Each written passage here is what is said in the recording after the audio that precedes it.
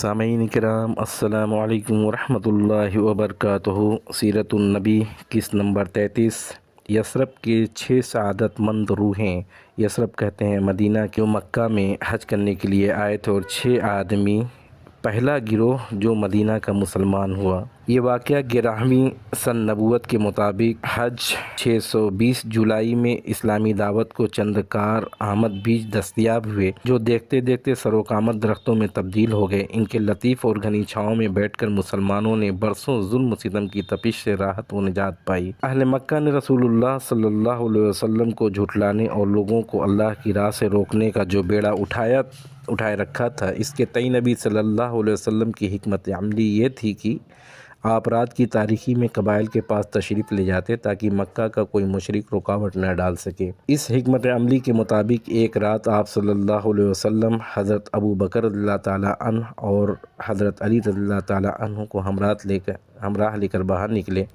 بنو زحل اور بنو شیبان بن ثعلبہ کے ڈیروں سے گزرے تو ان سے اسلام کے بارے میں بات چیت کی۔ انہوں نے جواب تو بڑا امید افزا دیا لیکن اسلام قبول کرنے کے بارے میں کوئی حتمی فیصلہ نہ کیا۔ اس موقع پر حضرت ابو بکر رضی اللہ تعالیٰ عنہ بنو زحل کے ایک آدمی کے درمیان سلسلہ نسب کے متعلق بڑا دلچسپ سوال و جواب بھی ہوا۔ دونوں ہی ماہر انصاب تھے۔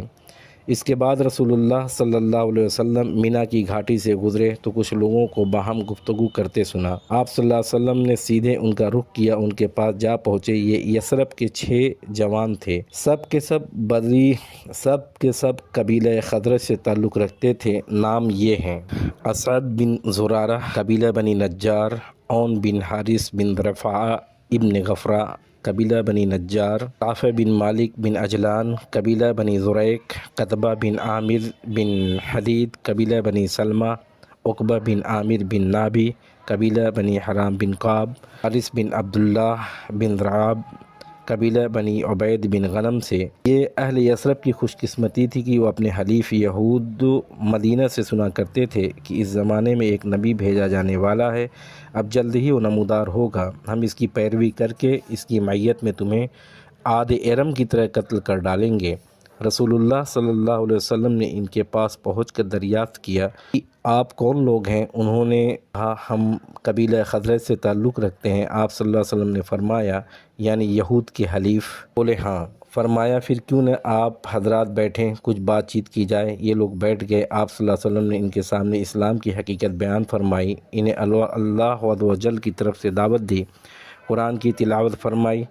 انہوں نے آپس میں ایک دوسرے سے کہا بھائی دیکھو یہ تو وہی نبی معلوم ہوتے ہیں جن کا حوالہ دے کر یہود تمہیں دھمکیاں دیا کرتے ہیں، لہذا یہود تم پر سبقت نہ کرنے پائیں۔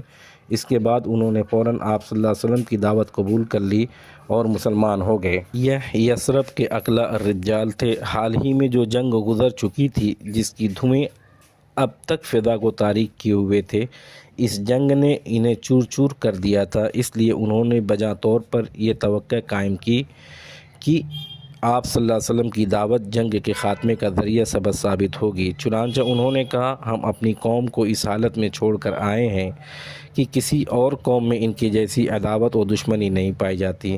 امید ہے کہ اللہ آپ صلی اللہ علیہ وسلم کے ذریعے انہیں یکجا کر دے۔ ہم وہاں جا کر لوگوں کو آپ صلی اللہ علیہ وسلم کی طرف بلائیں گے اور یہ دین جو ہم نے خود قبول کر لیا ہے اس پر بھی پیش کریں گے۔ اگر اللہ نے آپ صلی اللہ علیہ وسلم پر ان کو یکجا کر دیا تو پھر آپ سے بڑھ کر کوئی اور معزز نہ ہوگا۔ اس کے بعد جب یہ لوگ مدینہ واپس ہوئے تو اپنے ساتھ اسلام کے پیغام بھی لے گئے، چنانچہ وہاں کے گھر گھر رسول اللہ صلی اللہ علیہ وسلم کا چرچا پھیل گیا۔